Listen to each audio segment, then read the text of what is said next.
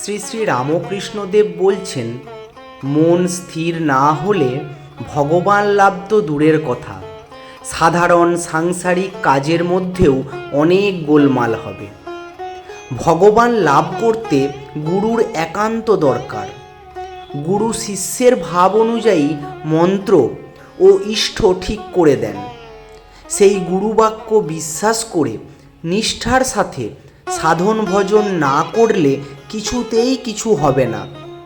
ধর্মপথ অতি দুর্গম। সিদ্ধ গুরুর আশ্রয় না হলে যতই বুদ্ধিমান হোক না কেন, যতই চেষ্টা করুক না কেন, হোঁচট খেয়ে পড়তে হবে।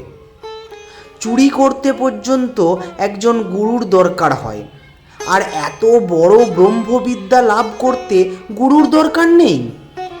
যদি কারো ঠিক ঠিক অনুরাগ আসে, সাধন ভজন করার ইচ্ছা হয়, তাহলে নিশ্চয়ই তিনি সদ্গুরু জুটিয়ে দেন। জয় ঠাকুর, জয় মা, জয় স্বামীজি।